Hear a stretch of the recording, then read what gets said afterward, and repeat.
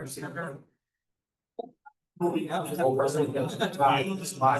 just wait. I'd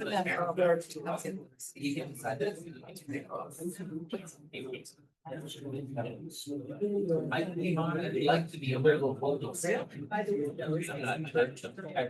All righty, guess what? We're ready to start. I always say things work out, and they do. And Francis is gonna be pretty late. Have meetings, I take people home, leaders at home, all that stuff. But Tom Moore and the others have got it all set, we're all ready to go, Zoom is out. And we'll be recording, and welcome everybody, it's gonna be fun. Tonight, I'm really looking forward to it. Hope you are too. First of all, I would want to welcome anybody that's new, so for the first time it's been here. I'm looking over at Jeremy, or stand up, tell us who you are, where you're from. Hey, I'm Jeremy Schraffenberg. I teach at the University of Northern Iowa, and I'm happy to be here and learn about the history of English. Great. So I'm on. Anybody else? Here, sorry, you can see it. Yes. I'm Doug Smith. I'm Margie's husband, and she invited me to come tonight. Glad to have you here, yeah. Both of you always want to keep your eyes smiling, everyone knows that? Yeah. So, did I miss anybody? Okay, treats tonight, always good back here. Treats by Chuck and Susan Lemaster, Carol and Harry Black, Truly Barlow, Barb Sanders, and Victoria Ship, who's on her way to New York or Europe or somewhere. New York. Yeah, and sent some stuff, New York. Thank you, for that and social time and some good treats afterwards. So thinking ahead, next month, December, we don't meet in person. January meeting is a Zoom meeting. And we're trying to replace the person we had. From Ohio, we've got a conflict, let us know, so we're looking for somebody. If you have an idea of somebody probably out of state, because we can get Florida, New York, do it on Zoom, let us know, and we'll try to get somebody booked. So it'll work out. So the next time we meet in person is February here.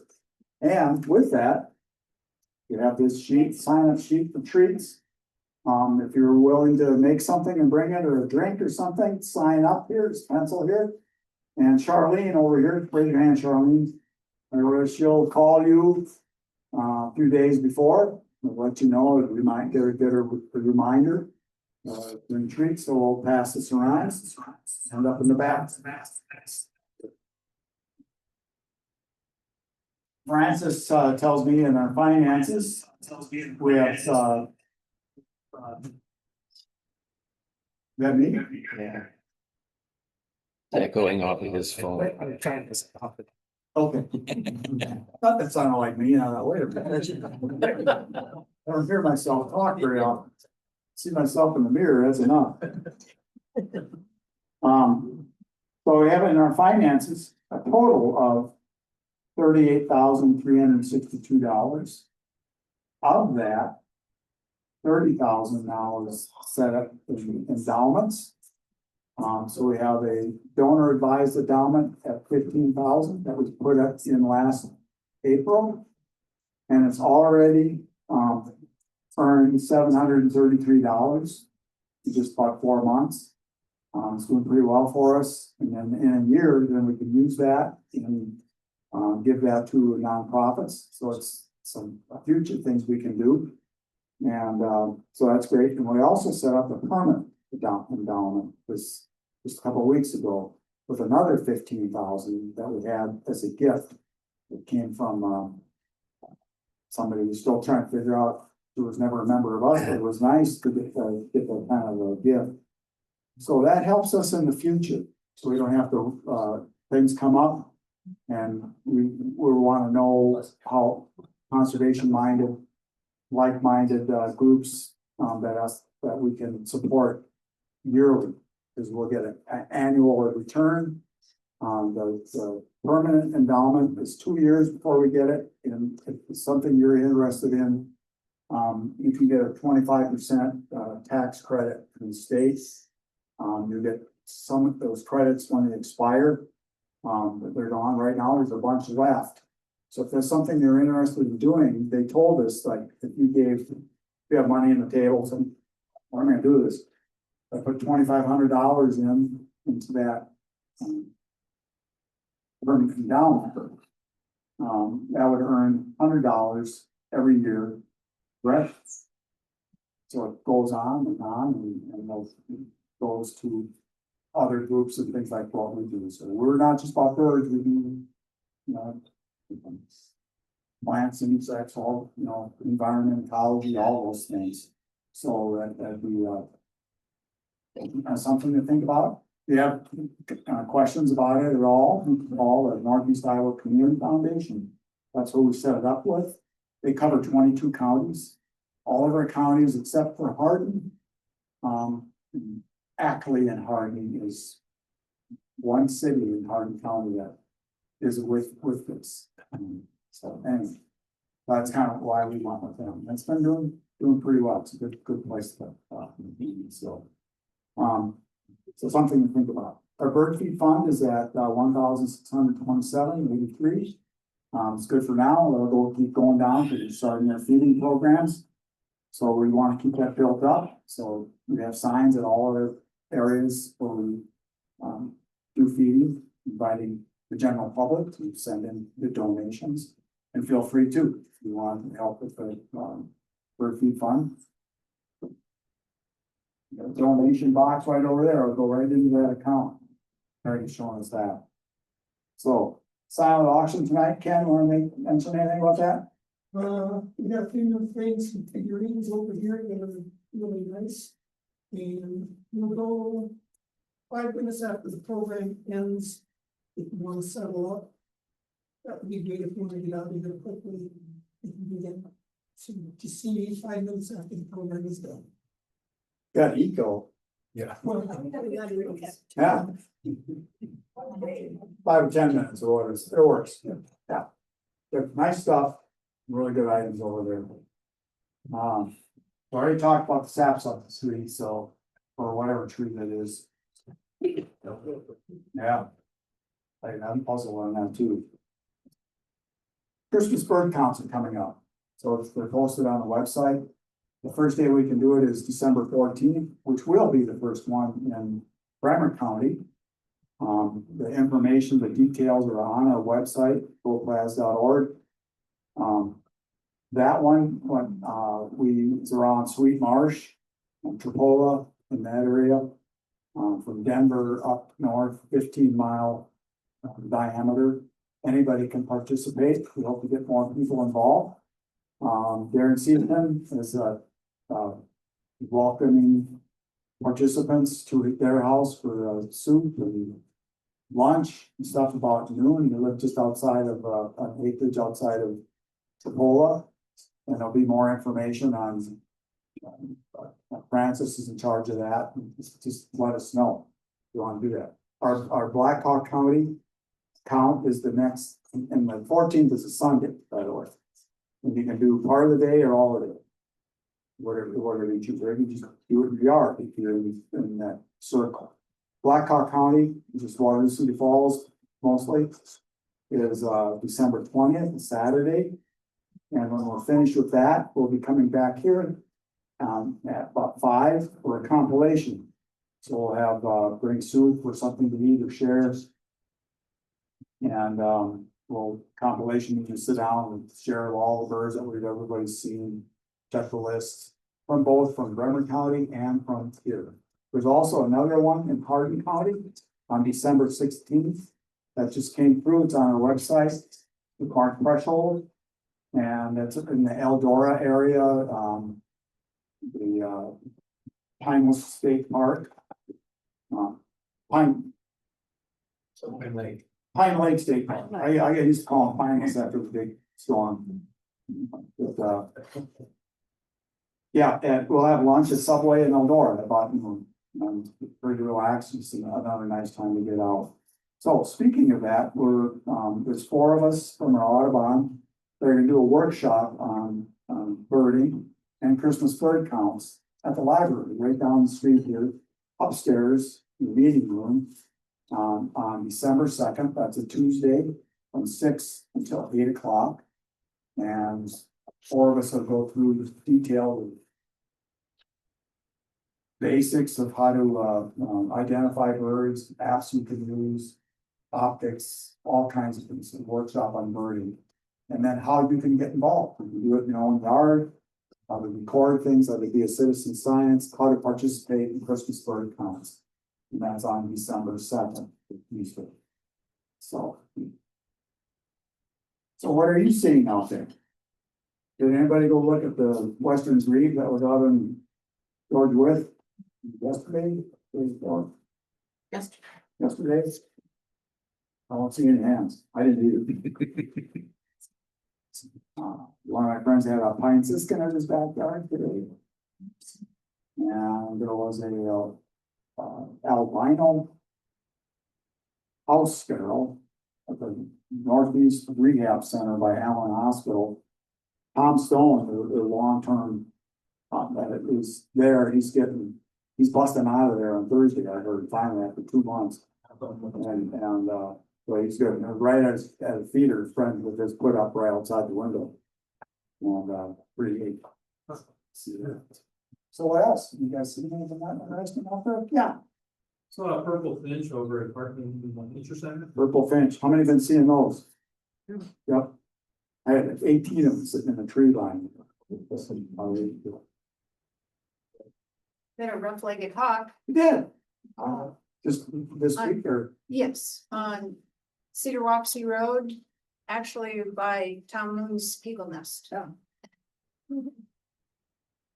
I stopped at the Legacy Wetlands in Hardin County about a week ago.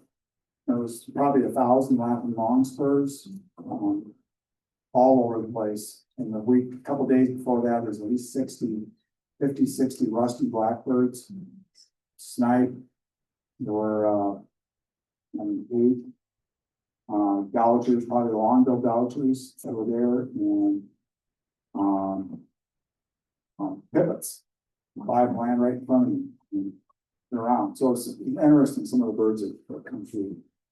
Eagles are starting to fly over the rivers. I had 41 goldfinches at my feeders. They came back. They did. If you want to see goldfinches, you go to Tom's places. He's got goldfinch feeders that are like that.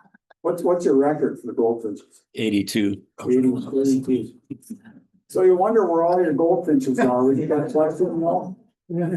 I'm glad I don't have any goldfinches at my feeders. They're all at Tom's place. Spend a bundle and see. Yeah, Are you seeing many big flocks of blackbirds this fall? not yet so much. Has anybody been seeing a really big flock? You know, everything just seems to be a little bit late, you know. We got somebody else that just came in, that's here for the first time, I think, all right, Dean? Yeah. Now, time. stand up, tell us who you are, where you're from, I know this guy pretty well, partner and everything. Well, I'm Dean Lewerke from Iowa Falls. And, yeah, it's first time here. And, Tom comes out hunting at our place and doing photography. So he keeps me updated on what's going on, what birds he sees. And, I see some of those too, but sometimes I don't know what they are. So he keeps me updated on that. And, yeah, it's just, he spends a lot of time out there and we've gone through, I have some set aside that's in a SAFE program. And so we go through there quite a bit. We find what the different plants are. And he keeps me informed on that too. And I do a little pheasant hunting out there.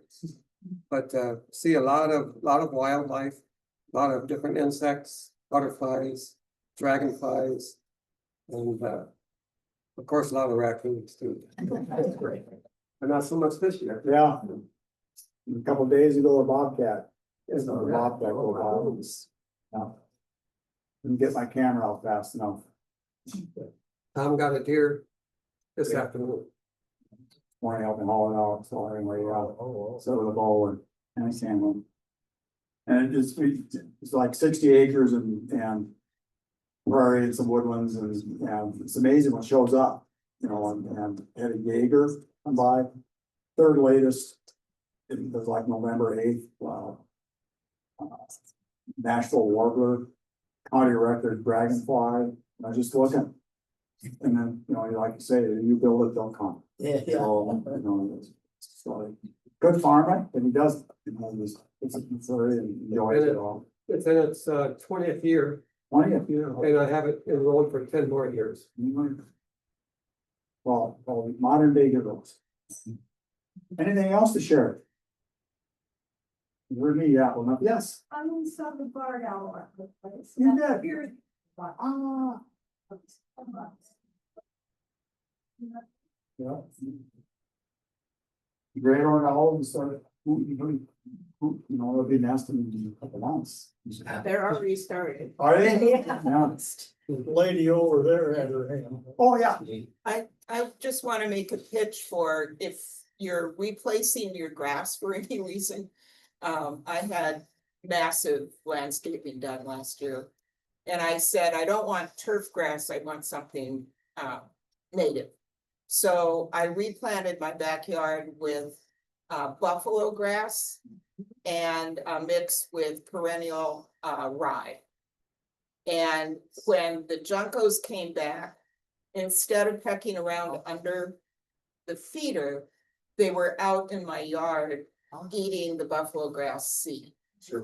So, you know, you plant natives, you get natives. That's right, yeah. That's cool stuff. It just doesn't get very tall. Right, And then the little seeds are only like that high off the ground, is that right? Cool stuff. Anything else to share? All right, well, we got a real treat tonight. I met Jeremy Withers. And Francis and I met him in 2023, it's in the first part of February. He was with his son Oscar at that time, on a Iowa Young Birders field trip to Duluth. And they had a couple of seats left, so Francis and I went along in the winter and got to meet Jeremy and Oscar and some of the other young kids. And we support Iowa Young Birders, our organization does. And these kids go on their own. Just go, they're good birders. We're kind of halfway chaperone, but we don't. And do their thing. And it's a really neat program for the state. So we got to know Jeremy then, and then we've been in touch a little bit. And he has this book coming out we're gonna learn about today. And yeah, so Jeremy teaches at Iowa State University, teaches science fiction, environmental literature, history of English language. He has PhD from Ohio State. The Ohio State. Oh, the Ohio State. I refuse to do that. I don't do it's Ohio State. I All right. find it so pretentious. I was just looking at you, I don't see like an Iowa State shirt on or anything. And he writes on literature and transportation politics, relationships.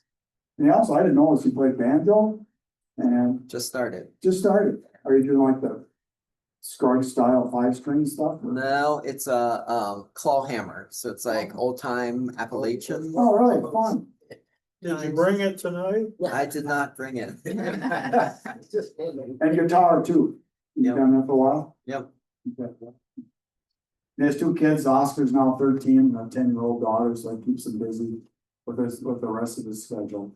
So we're really blessed to hear this program on birding English, exploring the history of a language through 50 birds. I think you're gonna really enjoy it. All right, Jeremy, you're on. Buddy.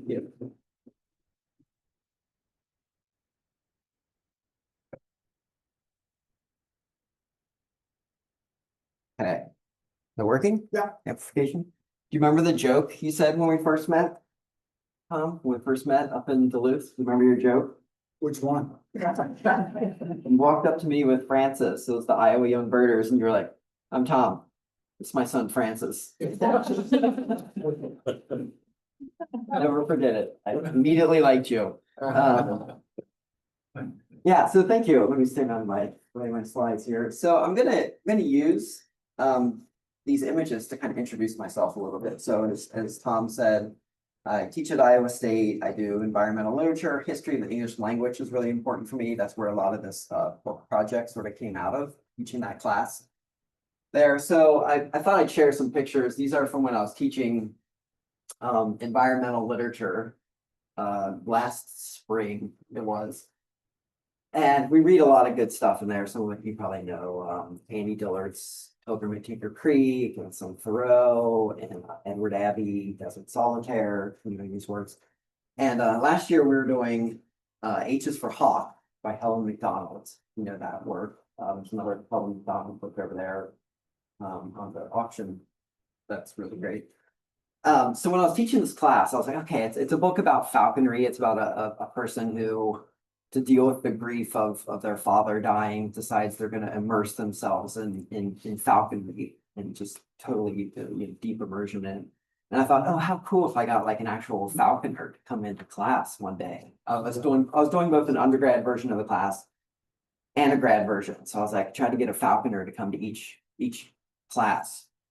I was like, that would be so cool. That would be the best thing ever. The students will love it. I'll certainly love it. So I made it happen. Tyler Harms, if any of you know him, hooked me up with a few falconers. And so what they brought was some red-tailed hawks, as you can see here. So this was the grad class, the undergrad class and the grad class. And it was just so cool. I mean, both these women who came were just amazing, and seeing the birds there was so great. And after the class, I was like, well, I'm going to send pictures of this to my department chair, essentially my boss. And I was like, he's going to flip. He's going to love it. The teaching awards are just going to roll in. Everyone's going to think it's so great. And I sent him like this one first, and it was kind of the proverbial crickets. Didn't get anything back. I was like, oh, I guess he's just busy. I don't know. And then I sent this one a few days later when this other falconer came. It's still like a day or two. Then he finally emails me back. He's like, okay, great. Thanks for sharing these. Looks like the students had a great time.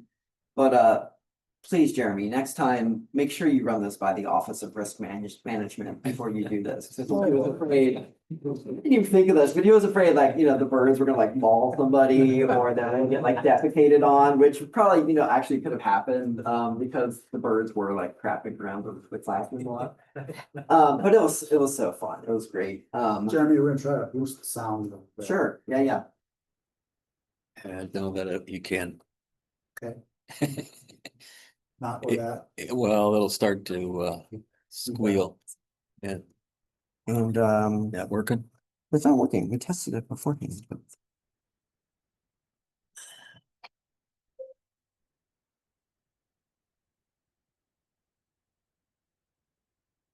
Sorry, just checking my maybe it's like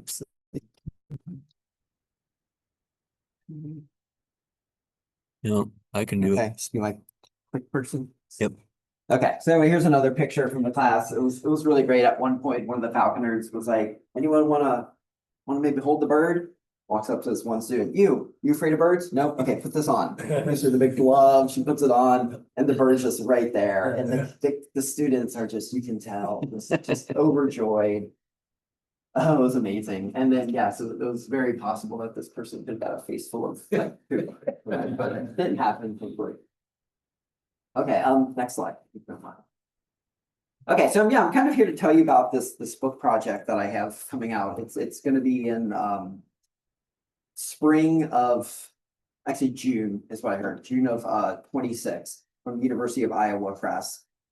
Birding English, and the history of a language through 50 birds is what I'm presenting on. And so if you'll indulge me for a moment, what I would like to do is just read you like a page and a half from my introduction. I know it's subpar kind of presentation, just read. I swear this would be all I do. It's just, but I want to sort of contextualize sort of the project, contextualize the presentation a little bit by giving you a sort of sense of the overarching project here. So this is like a page and a half from my introduction. Okay, birding English, the history of a language in 50 birds.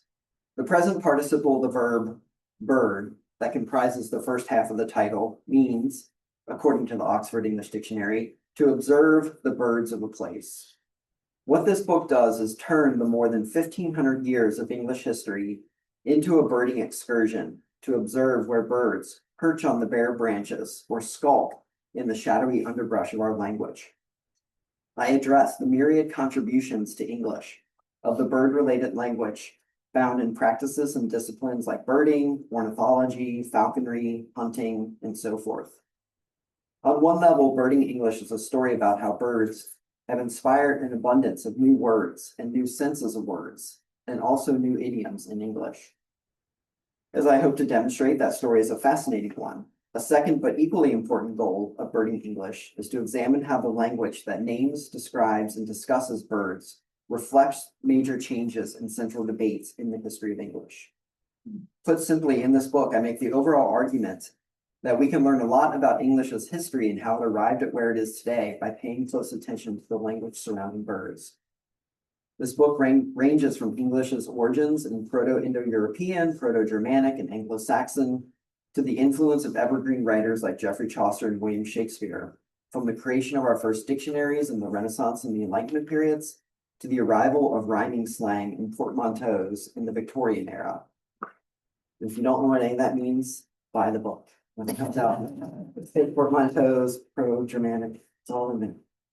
You'll love it.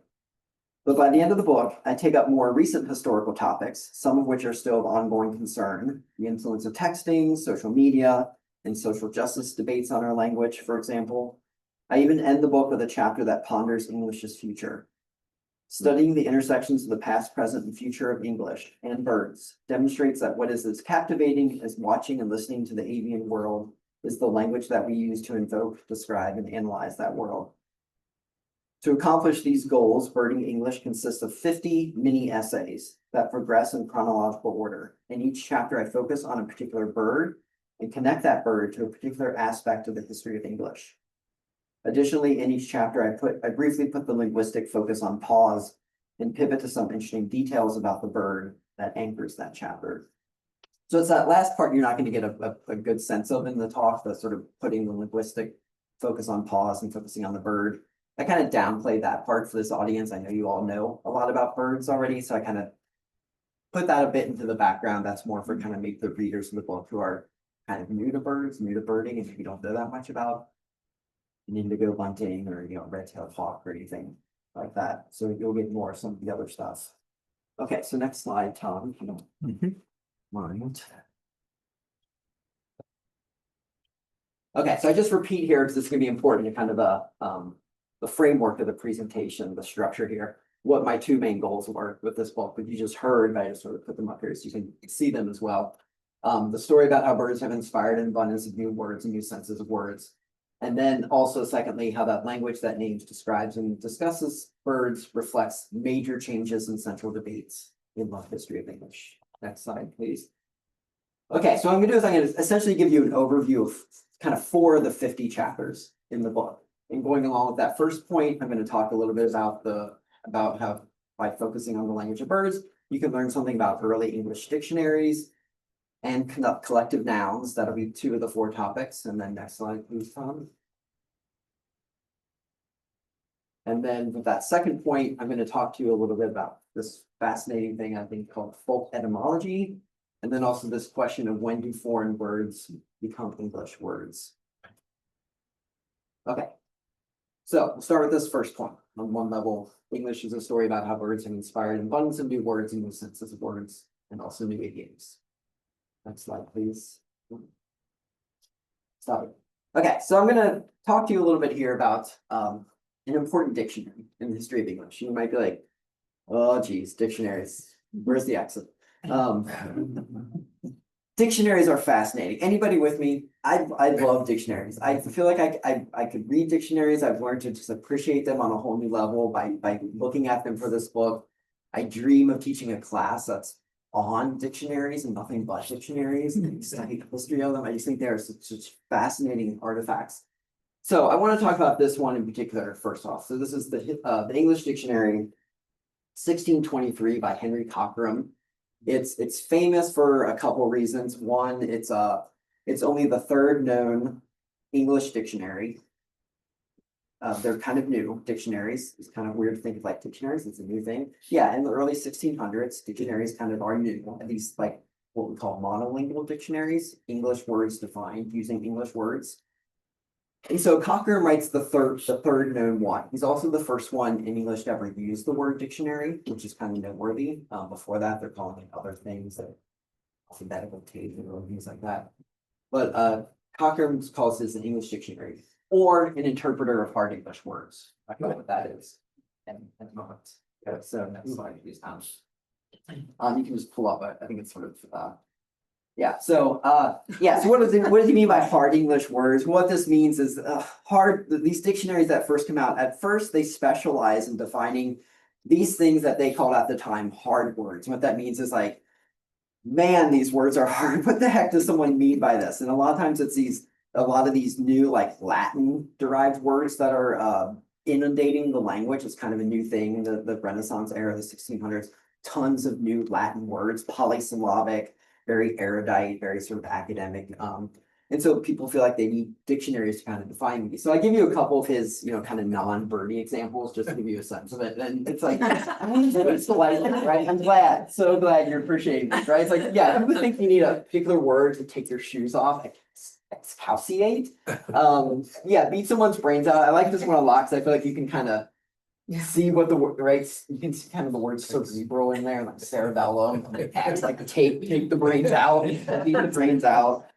A few more here. Vindicate, to beg, propinquate, to approach, stabulation, a harboring of beasts. So that seems kind of relevant to them. Okay, yeah, so I'll stop there for a moment. So yeah, there are these hard words, very Latinate. But what particularly fascinated me about this dictionary and particularly relevant to this project is what's great about Cochrane in his dictionary. It's kind of a bit of an eccentric dictionary. There's so much kind of weirdness to it looking at it now, but also even compared to some of those other early dictionaries. And one thing I love about it is what this one guy, Ammon Shea, I'm not sure what his status is now. It's like an editor at the Merriam-Webster dictionary. And I heard him doing a podcast episode one time talking about the Cochrane dictionary. And I loved it because one time he talked about how one of the things that's great about Cochrane is he is the undisputed master of defining words pertaining to crying out like some creature. There was just some like weird fascination that Cochrane had. Okay, so look at a few examples of this. Cruciate, to cry like a raven. Cucubate, I love the way it sounds on the tongue. Cucubate, to cry like an owl. Cruciate, to crow like a cock. Glacitate, to cry like a gander. Glossidate, to cluck like a hen. Pipulate, to chirp like a sparrow. Maybe one want to pun. Pupillate, to cry like a peacock, right? So it's just and he does this with lots of different animals, but birds were a bit of kind of like his forte. I don't know. He thought there needed to be, words defined that, how particularly a sparrow sounds and owl sounds, things like that. Okay, so one thing I love about these words and how kind of weird they look to us is, one thing you may be asking yourself at this point, hopefully you're asking maybe like a version of this question. Somebody was like, wait, I put those words up there and you're like, wait, I've never heard those. Are those even words? Are you pulling our leg here, Jeremy? That doesn't make sense. Are these like really, these were real words that people were using at that time? Kind of don't know, but one thing is like Cochrane tells us they were. In the introduction to his dictionary, when he's talking about kind of what he's up to with the dictionary, he says that he's enabling ladies and gentlemen, young scholars, clerks and merchants, and also strangers of any nation to the understanding of difficult authors already printed in our language. So he claims he's finding these words in authors in print, and he's just defining them. That's what he says. Okay, but here's the thing. Let's go to the next one after Tom sets up. Or it's possible he was making these words up, which I just love.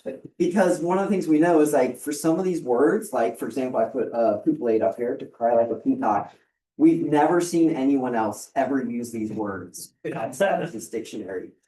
And so I find this great. I mean, I when I'm studying these words and I'm studying the history of English language, I love learning about the history of words that we use day in, day out. They're very familiar. Oh yeah, what is the origin of that word that we all probably use at least like once a day or once a week or something like that. But I also love learning about these words that are just absolutely useless. And they're so weird and bizarre and no one never uses them. They're just hidden away in some obscure dictionary. They're equally, I feel like, deserving of our love and affection and fascination. Okay, so pupillate like one of these words. You're probably going to hear me from time to time in this talk reference the Oxford English Dictionary. This is a page from the Oxford English Dictionary, and let me just say this in case you're unfamiliar. One of the things that's really important about the Oxford English Dictionary is that it's a historical dictionary, which what it means is it's a dictionary that tries to capture pretty much the whole history of the language from 1150 on up to today. When the editors and the people who worked on it put this together, they're trying to capture pretty much the whole length, like words that were used back in like 1300s and then they disappeared by the 1400s. The OED tries to put those words in there. It's a fascinating, wonderful tool to look at. So it includes words like pupillate because we know this one guy, this one dictionary maker, Cochrane, used it in 1623, and then they never found another use of it again. Which kind of suggests maybe he was making these words up. Okay, go to the next slide. Okay, so the thing is like, as far as from our modern standpoint today, you're really not supposed to do that. When you're making a dictionary, you're not supposed to make words up. You're just supposed to report on what's actually being used out there. So I couldn't help myself. I feel like I've just mentioned this thing that when you talk about words being inserted into the dictionary today, the only time this ever happens now is these little fascinating things that I learned about when I was working on this book called mount weasels.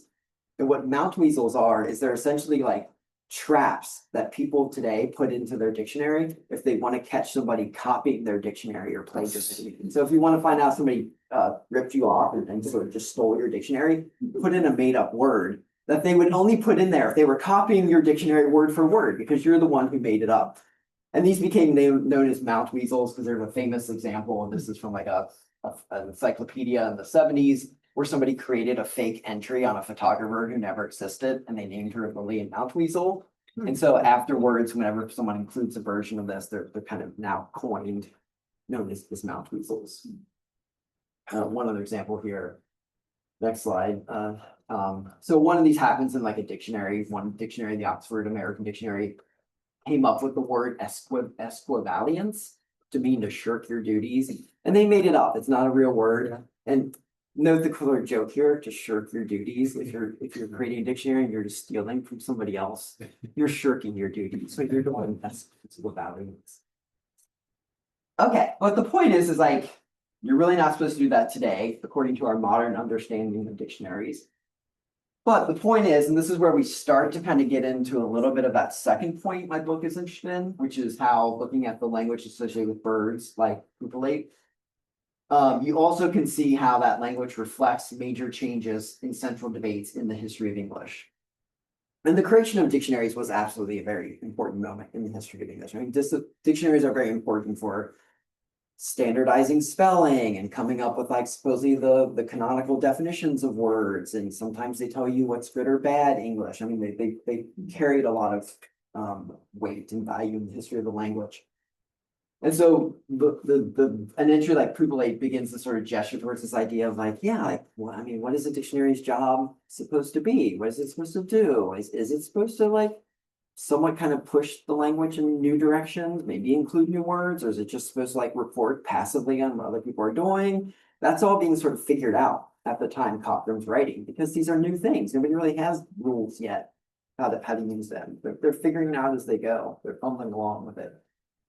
So if Cochrane was making up these words, probably from the values and standards of his time, maybe that wouldn't be considered bad or wrong because they didn't really kind of have those rules yet, which I think is interesting. Okay, next slide.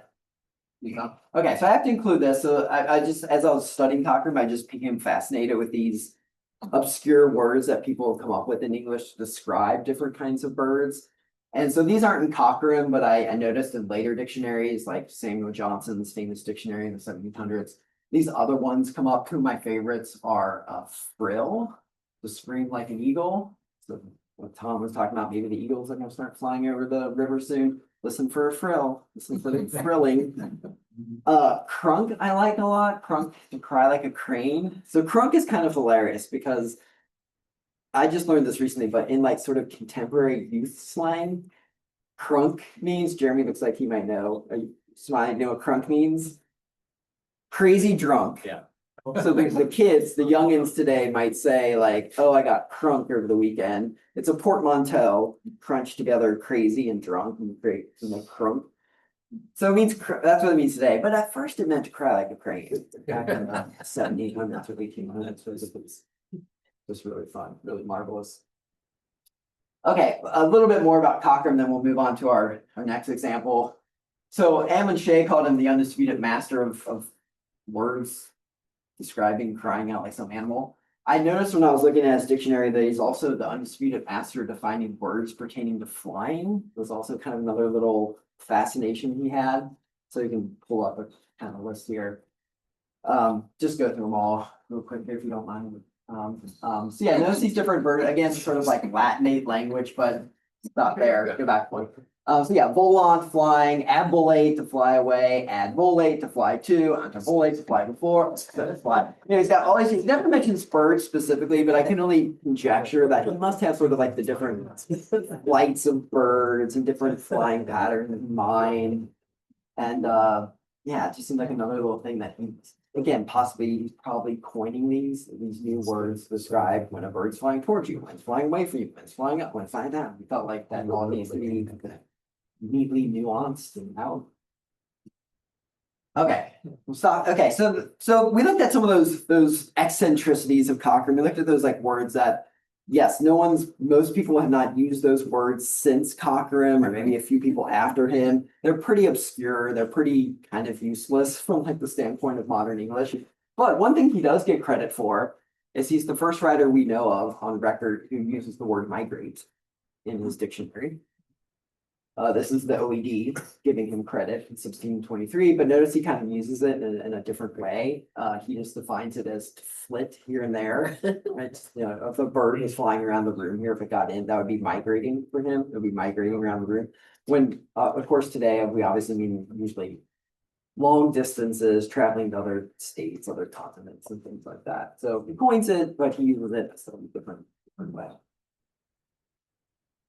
Okay, so that's kind of our first example of, yeah, you study Cochrane's dictionary, you pay close attention to his words he's using specifically for birds, and you can learn something about, yeah, sort of changing notions of the dictionary, what a dictionary's job is, can the dictionary writer create new words, can they coin new words? You know, certainly did with something like migrate that was sort of stuck around and become very entrenched in the language. Okay, let's move to our next example of this. Okay, next we'll talk about collective nouns. So another example of how birding related language has contributed to the language, given it either new words or new senses of words. And with this example, we're actually going to be talking more about new senses of words for the most part, which are also important. Okay, next slide, please, Tom. Okay, so this is also very fascinating to me. I love this topic. So you all know this, right? You know that there's certain animals out there that have these unique collective nouns, is what we call them, associated with them when the animals are in the aggregate, right? So some common examples I put up here: a bunch of whales together, a pod of whales, a bunch of lions together, a pride of lions, a bunch of fish together, a school of fish, things like that. There's also tons of bird related ones, which you also probably know. On the left is one of my favorite ones, the banditry of chickadees. I love that, you know, obviously probably because they're wearing their black little masks, and they look like they're gonna pull off a heist at any moment. Banditry chickens, party of jays, tons of these. Okay, so one thing that I like about this, one of the things fascinating about this topic is if you broach this question, where did these collective animal nouns come from? What's the origin of them? How far back do they go? I think you might be a little surprised at the answer. At least I was when I first learned about how far back actually in the history of English these go. I was quite you know, awestruck by this actually. they go back to the Middle Ages, they go back to the medieval era, they go back to the era of Chaucer and knights on horseback and things like that. It's before researching this topic, if you would have cornered me in a party and said, when do you think most collective animal nouns came from? I would be like, I don't know, 1800s, 1850 probably, would have been my sort of panic blurt out answer. You know, it's actually about 400, 500 years earlier than that. These are like really, you know, kind of old words in the language, a lot of these collective nouns. Okay, next slide, please. We know there's a couple texts in particular that are really important for having given the English language these collective nouns. So I'll just tell you quickly about like two of them. The Egerton manuscript is around 1450. It's not even a book. It's not even print. It's just a handwritten manuscript that we have. It's sitting in an archive somewhere. I forget where, over in North somewhere, I assume. In there's 106 collective nouns, and some of these you're probably familiar with. So yes, you go to the next slide. Gaggle geese comes from this Egerton manuscript, 1450. This where we can date that from. The charm of finches. Tom, the charm of finches, goldfinches at your theater. Charm of finches, I love that one. So that comes from Egerton as well. It's about 1450, as far as we can tell. We're talking about flocks of huge groups of blackbirds. So a murmuration of starlings, which I've always loved that word, love that phenomenon. So that, yeah, that's from 1450. That's, you know, almost like 670 year word now. Okay, there's another important text I want to tell you briefly about here. The Book of St. Albans is also another one here. This is a bit later than the 1450 Egerton manuscript. This is 1486, but also has a huge chunk of collective nouns in it. They're just listed at one part in the book. 165 is what we get from the the Book of St. Alban we're talking about now. Next, okay, so one thing that's cool about this text, the Book of St. Albans, as far as we can tell, and this is debated, it's not like a totally decided debate yet or topic, but as far as we can tell, it was authored by a female, a prioress, a sort of female member of the clergy at the time. Juliana Barnes, also sometimes spelled Juliana Berners, is who's sometimes given credit for this. We know this because at one point in the book, in like the first ever printed version of the book that we have, there's a little part in the margin where it says a bit in Latin here, essentially thus Dame Julian Barnes in her book of hunting. So they're sort of crediting this person with having written the book. Other than that, we don't have an author attributed to it. So let's pause for a moment and just get you to see what's kind of cool about that is, for the most part, there aren't a lot of women writers in the Middle Ages. It's typically men who are educated and literate and can write books. So it is remarkable to have a sort of woman writing that book, but particularly if it's a book on which it is, on hunting and on animal terms and venery, and it's also got a whole section on like coats of arms, how to decipher coats of arms.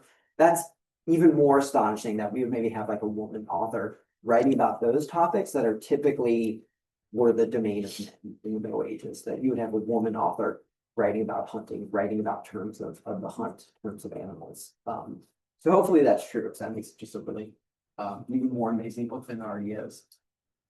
Okay, so from this book, we get some other maybe famous collective nouns that you've already heard of before for birds. An exaltation of larks. You get from this one, an unkindness of ravens. Comes from the Book of St. Albans. Bevy of quail is in there. And okay, and then I just include a couple other ones, but I mentioned the two most important ones, the Book of St. Albans and the Egerton manuscript. And then some of those, yeah, we still use that. I'm sure most of you have already heard, you gaggle, geese, murmuration, starlings. Maybe some of the other ones are a bit more obscure, but yeah, for those, right, these are pretty old. These are coming from the later Middle Ages, around the time of Chaucer and like that, earlier than Shakespeare even. Okay, go to the next slide. Yeah, so I included this part because there's this wonderful book out there about collective animal nouns, particularly about birds. An author by the name of James Lipton wrote a book called The Exaltation of Larks. And so one thing I share with you is I like how at one point he sort of breaks down, or he sort of taxonomizes what seems to be like the five main ways that these collective nouns come about. And says, okay, well, one thing seems to be like onomatopoeia, when the collective animal noun is named. The origin of it is like trying to mimic the sound the bird might make, so like murmuration, you know, that kind of loud buzz, you know, kind of noise that like a whole group of starlings makes.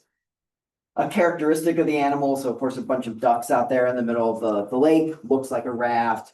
A bouquet of pheasants, they're beautiful, they're colorful, they almost look like a bunch of flowers together, maybe. Commenting on their personality, so unkindness of ravens, ravens reputed to be sort of, you know, have a thievish disposition and sort of surly, and so the collective animal noun that's stuck, so unkindness for them, a lot of people think highly of them at times. And then sometimes it's just like an error, a misreading.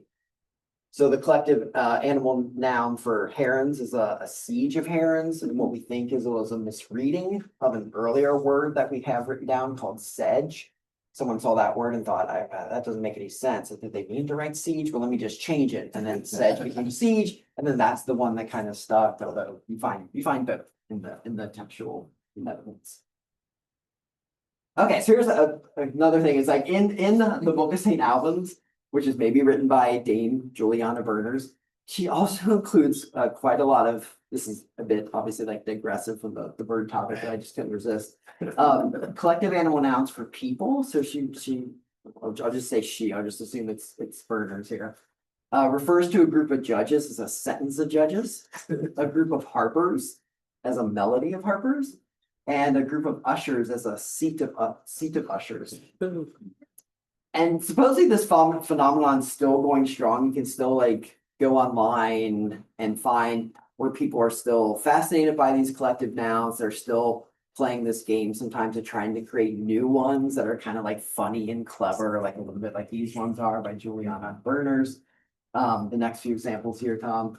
So ones that I found online is what do you call a priest? Massive priest. What do you call a dermatologist? A ratchet dermatologist. What do you call it? Car mechanics, a clutch.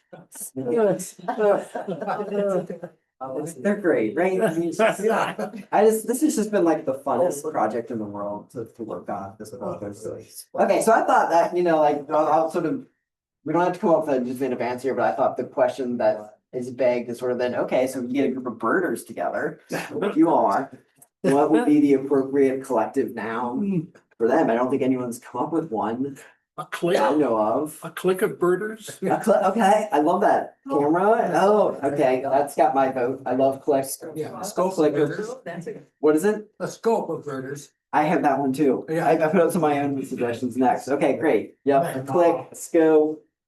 A what? A mob, yep, okay. Oh, okay, yeah. Okay, a flock.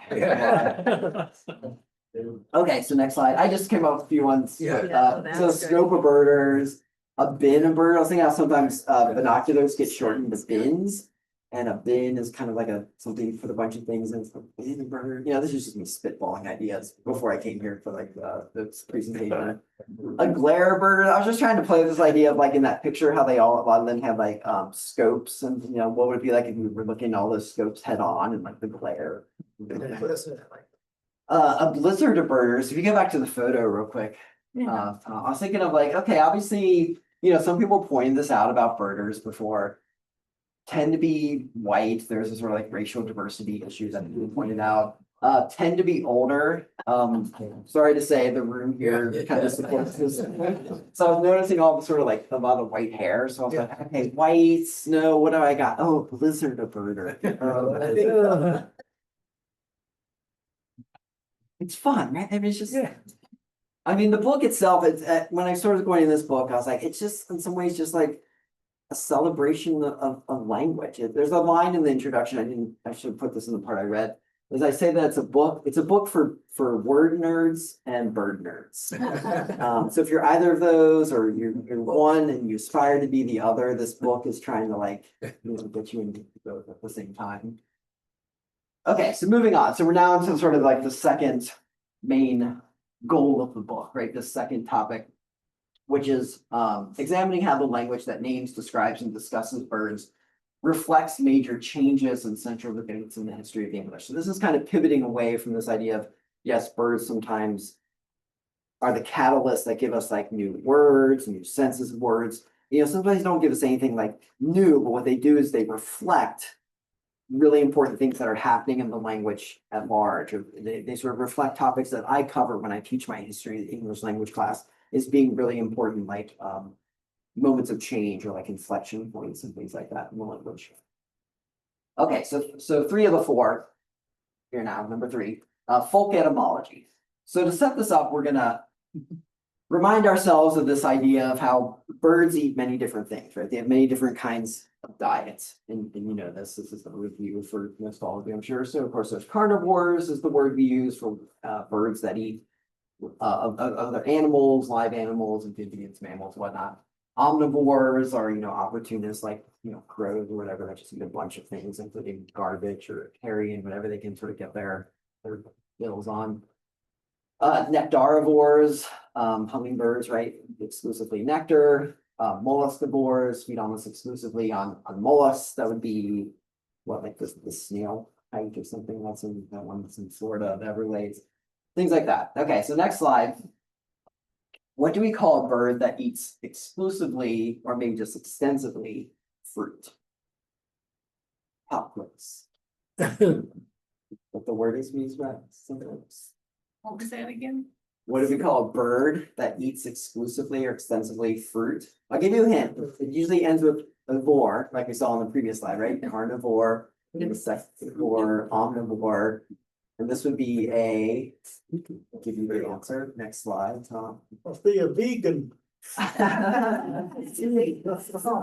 Herbivore. Herbivore is the word that an ornithologist would use. You know, someone studying birds. Frugivores is what we use sometimes for cedar waxwings. Some, I think, you know, robins have been described as frugivores because in the winter when there's no worms around, they sort of switch to a frugivore fruit diet. So I don't know, but if anyone said or thought maybe frugivore. Okay, so here's the interesting thing about that. Next slide, please.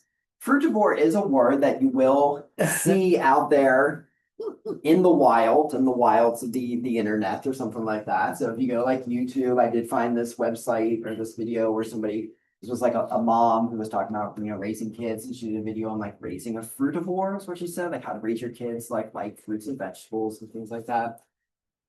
Next slide. If any of you are Margaret Atwood fans, you know, she's a very respected writer, science fiction writer predominantly. She uses frutivore in one of her books, Year of the Flood. I give you the quote here that includes it. Why then a fruit? Because our ancestors were frutivores. Without a doubt, only a fruit would have tempted them. So, you know, great. Margaret Atwood uses the word frutivore. It's pretty good. It's used sometimes in connection with birds specifically. So I did find this website for like a preserve or a sanctuary down in, you know, this was somewhere in like Latin America, where they're protecting like scarlet macaws and things like that. And I sort of highlight the part here where someone's talking about, you know, what they feed the birds, and they talk about how the frutivore scarlet macaws eat this kind of bird cookie that they give them to eat. Okay, so it's out there. Now the point is, I don't, you know, might be like going, what? I don't get it, Jeremy. What's going on? What's the point? What's the issue here? Well, here's the point with frutivore. In every dictionary I checked, and I checked at least 8 to 10 or something like that, it is not in any dictionary at all. When I would type it into my book chapter, it would get flagged as a not word. When I would go to like Google and I would try to, you know, do searches for dictionaries and search for frutivore, it would say things like, did you mean frugivore? Because I'm not recognizing frutivore as a word. Okay, but yet we saw in those previous slides, people are using it. Atwood's using it, that YouTube video maker's using it, that the website for the bird sanctuary, the Scarlet Macaw Sanctuary. So what's going on here is this fascinating process called what's called folk etymology. And I think it's an interesting one. I'll tell you about here. Quick working definition here. What is folk etymology?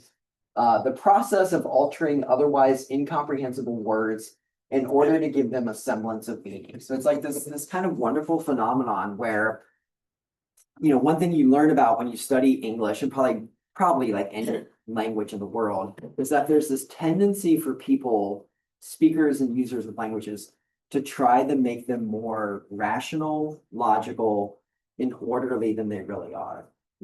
Because basically, friends, the truth about most languages is they are chaotic. There's tons of rules being broken. There's exceptions to every rule. They are disorderly. They do not follow the pattern that you think they're going to. But we have this sort of human drive to want to make the language more orderly.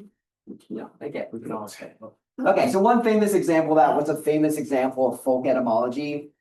Chaise lounge is one that sometimes gets trotted out when people are talking about this topic. So I don't know if you have something like this in your house, this long sort of reclining chair, sometimes called the chaise lounge. But next slide, what we'll see is that actually the original name for a chaise lounge was a chaise longue, clearly French. The French word that means like long chair. But what we know is that probably most English speakers, when they first encountered a chaise longue, were like, what the heck is a chaise and what the heck is a longue? I don't know French, so this looks like gibberish or gobbledygook to me.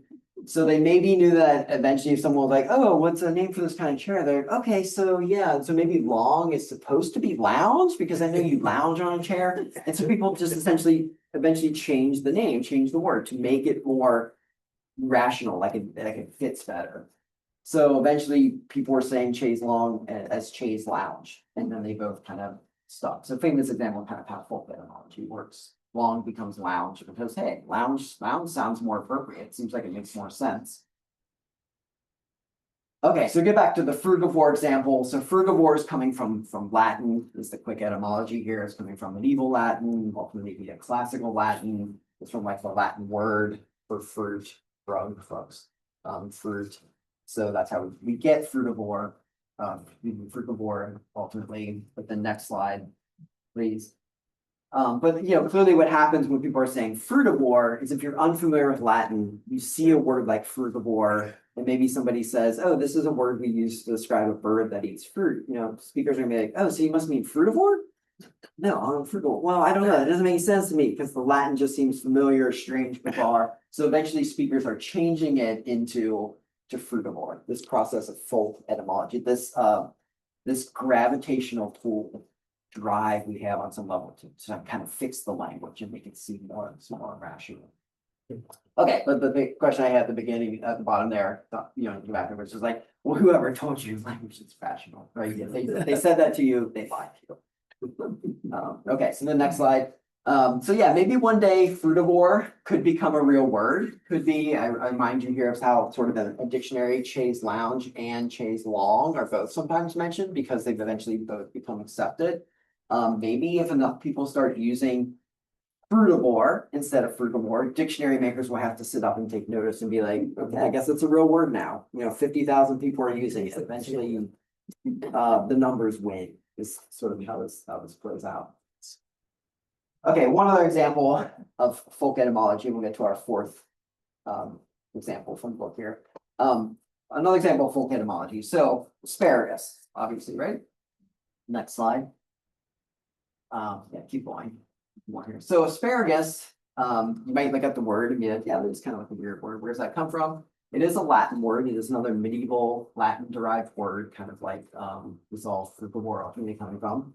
One interesting thing that happens though is starting around the 1600s, the spelling begins to change from asparagus to something like sparrowgrass, and then eventually it becomes sparrowgrass. So again, we can kind of see what's going on here. Someone encounters a word like asparagus and they're like, well, that's weird. That's not even a word. I don't know Latin, so that's very strange to me.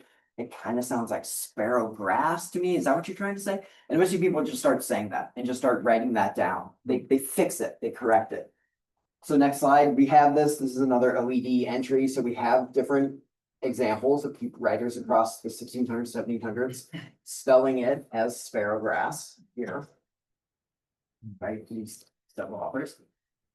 But you might be wondering, okay, but what does asparagus have to do with sparrows? That's a kind of weird tenuous connection.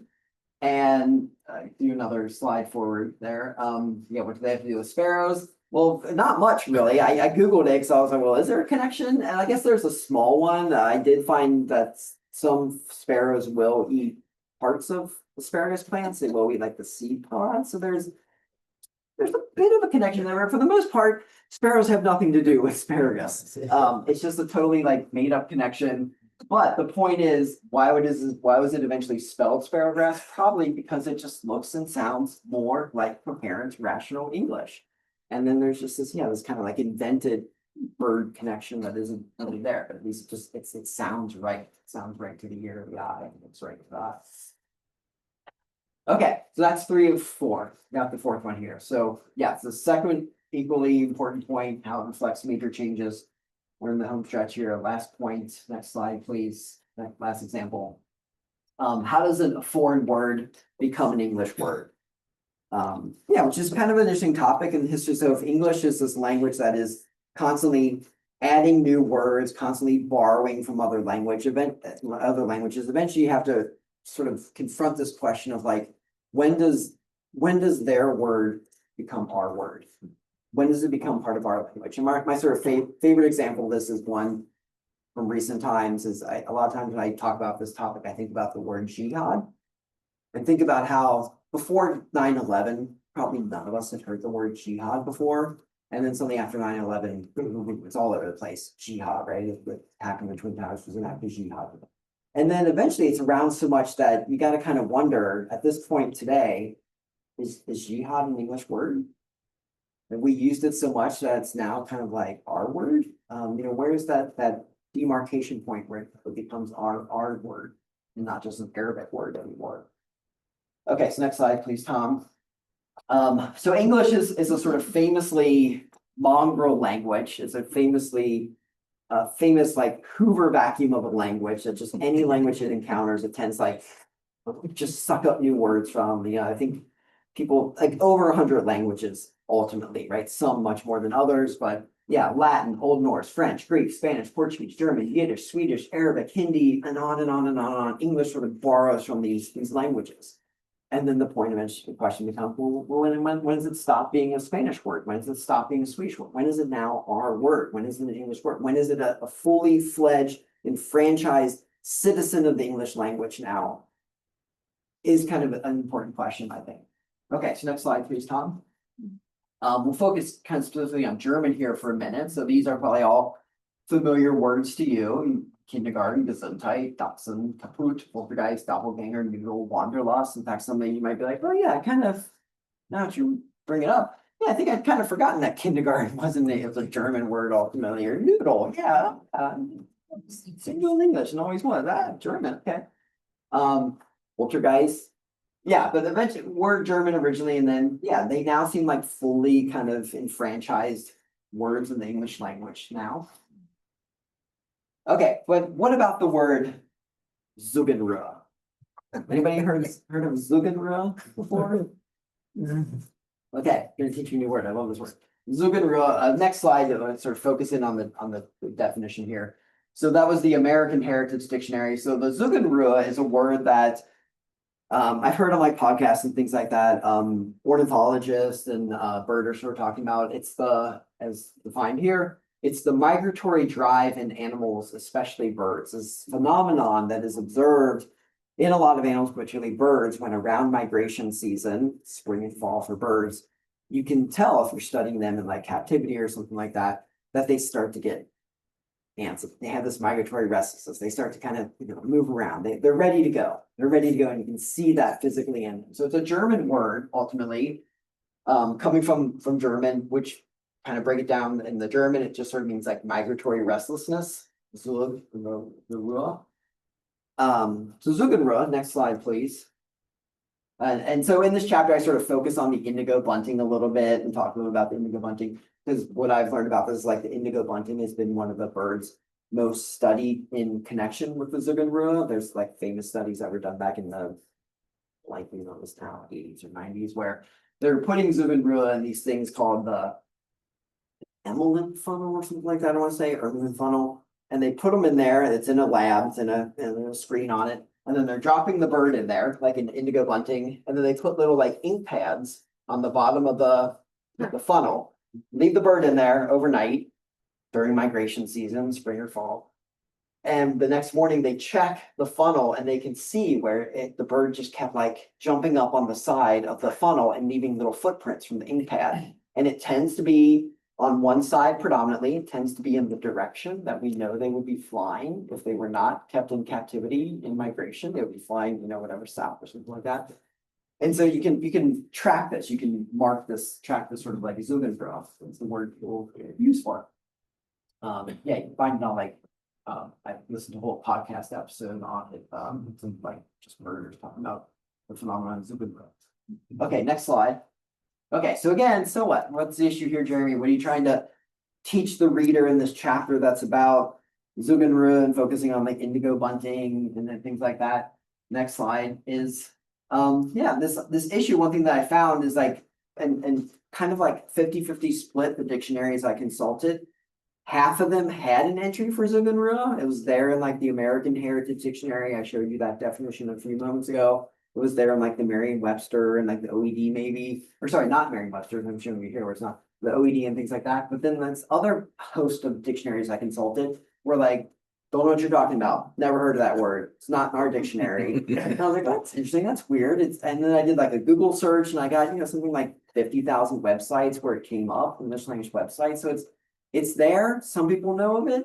Some dictionaries acknowledge it. They incorporate it in their dictionary as now a word that English is claiming it's used enough by English speakers. It's now kind of our word.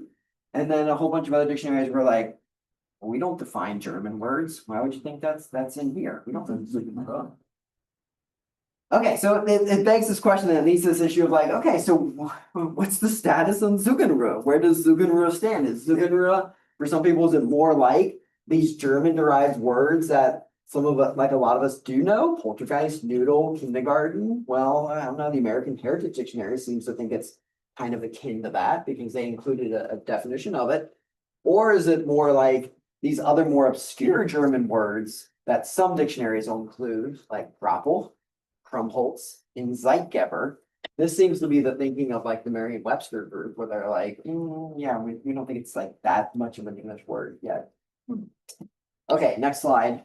So what I do in this chapter where I talk about this is I sort of say, yeah, this all sounds familiar. What's this reminding me of? And it kind of reminds me of the debate with sort of like lumpers and splitters, which you probably know, where like, sometimes scientists will talk about, oh, these two birds that we thought were two distinct species, we're now saying they're now one, we're going to sort of lump them together. Then maybe like a few years later, they'll sort of split them again because new like genetic evidence suggests they're like kind of different. I'm like, yeah, it's kind of like that with words like Zugenruhe, I think. I think it's like the lumpers are the people who are like, yeah, like Zugenruhe, it's still so much a part of like the German word it comes from that we're just going to kind of lump them still together. We're going to say Zugenruhe is not an English word. It's still lumped too closely with the German derived word. Whereas like the splitters are those ones who are like, no, they're different. They've diverged. They've taken different evolutionary paths. There's the German Zugenruhe and there's the English Zugenruhe, and never the twain shall meet. They've split. They've effectively split. So I found this nice little sort of parallel, I thought, going on there with the lumpers and splitters phenomenon debate. Okay, so wrap up. In conclusion, we saw how paying careful attention to bird-relating language can lead us to a deeper understanding of the history of English by, for example, learning more about collective nouns through focusing on language, something about the creation of the first dictionaries and why they were important, about the phenomenon of folk etymology, and about when do foreign words become English words. Plus 46 other topics I covered in the book, right? So that's like how they relate to portmanteaus, how they relate to rhyming slang, how they relate to texting, how they relate to sort of social justice changing language, how they relate to Anglo-Saxon Old English, the language of Beowulf and things like that, right? By focusing on this language, you can kind of get a good sense of the whole important long history of English. Okay, so that's my argument. So I'll thank you for your attention. Thanks for coming here tonight. And then, yeah, any questions or comments, I'm certainly open to either of those.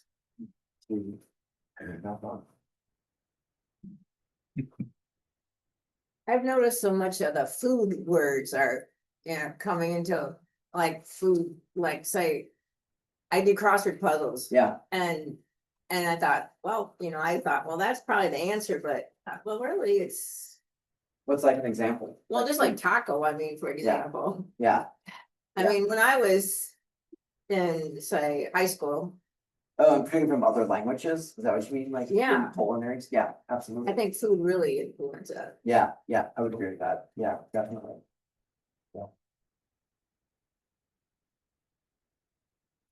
You're from Ohio. From Ohio. You ever figure out your neighbors, the Hoosiers, who they, what's a who's a Hoosier or what's a? I don't know what a Hoosier is. You know? I don't. No. That's great. Yeah, it's like another word we just use over and over again. Where like you might one day ask yourself, like, wait, well, what even is a Hoosier? I should look up in the dictionary. Where does that word come from? What's the origin? What's the etymology? Yeah, there's probably some like fascinating. One person in Indiana told me that when somebody would knock on your door, you would yell, "Who's there?" Yeah, it's possible, or that could be another example of folk etymology, right? Someone's like, we don't know the story. It sounds like you're saying who's there, so I'm just gonna make up a story. That's somewhat happens with these folk etymologies. It just becomes a story that's just so good you want it to be true, and it's just telling it. And then when you look into it, you're like, wait, there's no basis for that. Yeah. I don't know if I can articulate this very well, but it's like going backwards. What would we like through some languages that are disappearing? Yeah, What would we know about birds and like just like yeah, all of the natural environment of the United States just by examining some of these words from indigenous people, Yeah. all the different that are disappearing. Yeah. You know, that we would know more contextual details about just by, being able to parse words that are right. almost gone. Yeah, yeah, that language is disappearing, and then you gotta wonder what sort of knowledge of birds, cultural or Mhm. scientific, is being lost with that. So it's kind of the reverse of what you were, Yeah, it's a bit of what I talk about. So in the final chapter, it's the one where I say I sort of peer into the future of English.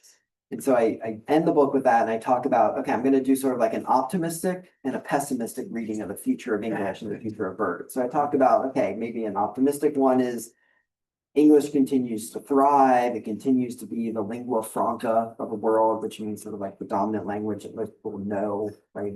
You know this, right? Most people in Europe can speak English. Most people in like a lot of Indians, but other places in the world.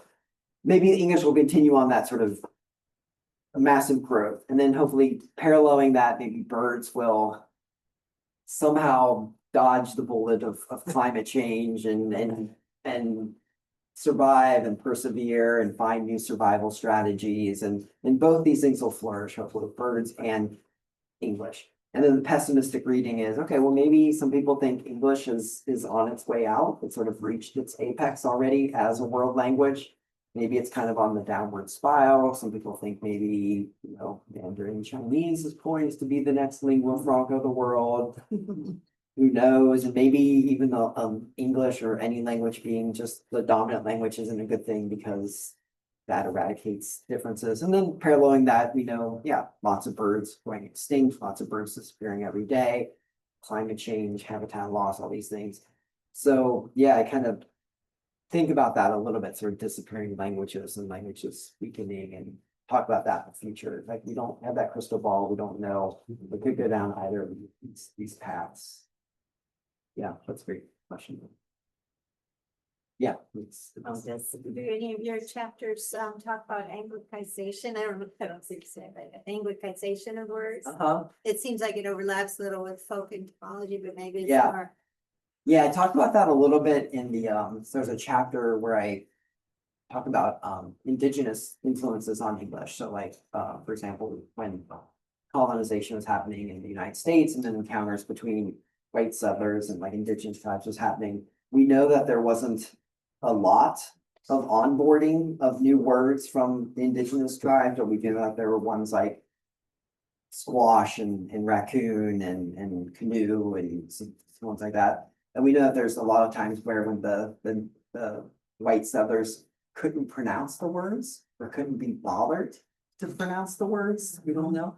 they would just, yeah, anglicize them, twist them into something that seemed more rational, like folk etymology, like you were suggesting. All right, so the famous example of this from the bird related language I talked about in there is the whiskey jack, right? You notice one of the nicknames for the Canada Jay, now Jay, right? One of the nicknames is the whiskey jack, which we know that ultimately derives from an indigenous word.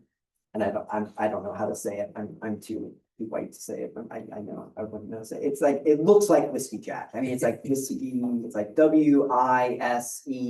WISEJAK. And that's of course applying a sort of Western alphabet to a language that didn't have that. So, you know, but eventually people just didn't know what to do with that word, and they start saying whiskey jack because they're anglicizing an indigenous word that they either didn't know how to say correctly because we speak different sounds, or they just couldn't be bothered to, right? That I don't learn how to say it your way. I may turn it into something that sounds like my language.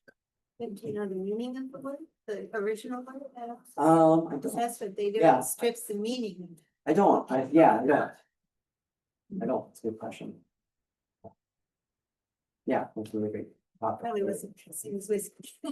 Yeah. Yeah, thanks for that.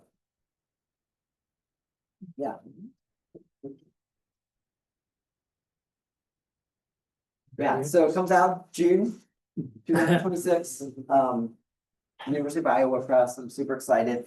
Let me just say, I mean, it was just so much fun to write. I just had so much fun, like just discovering these new words. I even tried to write it in a very fun and sort of like more public facing language. I'm an academic, so a lot of times I'm expected to write in a very like sort of dry academic tone. But for this book, I was like, no, it's jokes. It's like having fun with it. It's writing in a more sort of like slangy style. And thankfully I had this like editor who was all like, yeah, yes, more of that, more of that, more of that. I love the humor. I love the sort of, so I really tried to make it a book that you would like. You know, sort of birders and, you know, friends, things like that. So we think it's gonna be very cool to check that out once it comes out. So again, thank you very much. Thanks for being.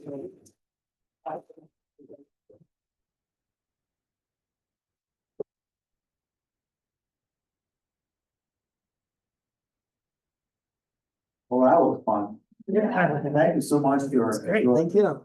Interesting and the different kind of programs that we like to Yeah. add. You know, Yeah, I was that trying to really- give you something a little different. Really fun. Really fun. So